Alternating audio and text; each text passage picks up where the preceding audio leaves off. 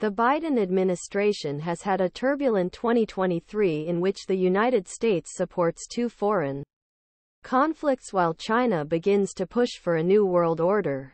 But it wasn't all doom and gloom. According to some analysts, Joel Rubin, a former State Department official, summed up the past 12 months as a really tough year for the world with a lot of conflict and war. He argued that President Biden's year has been far from terrible and appreciated administration's effort to take a more hands-on approach to foreign policy.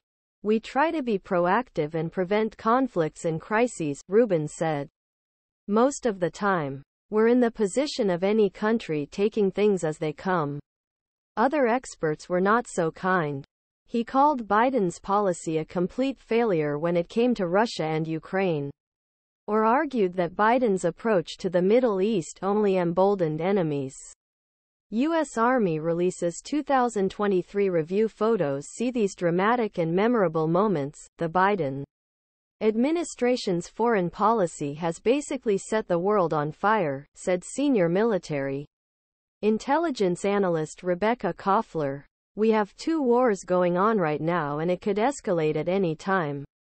Because Team Biden has shown complete incompetence on foreign policy, he claimed, emphasizing that administration has brought all the enemies together and they all smell blood.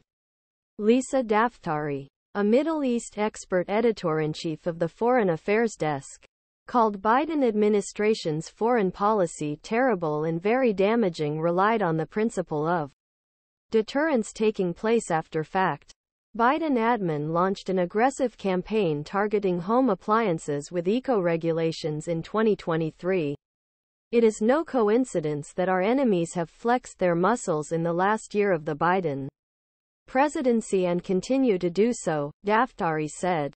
She added that administration is doing what it can limit or mitigate conflict in the Middle East, but mocked the White House for trying to micromanage Israel's response an existential threat.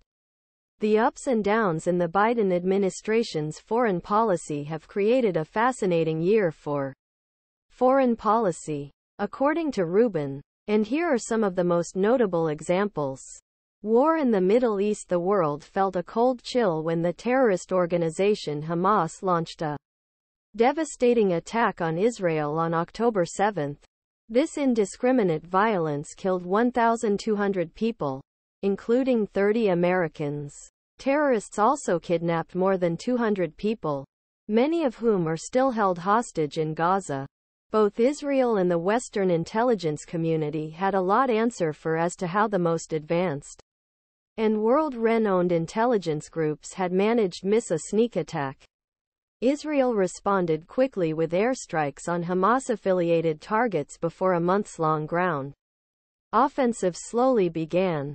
The Biden administration has thrown full-throated support for Israel and continues to insist that country has right to defend itself against existential threat from Hamas. This stance was echoed by allies such as F.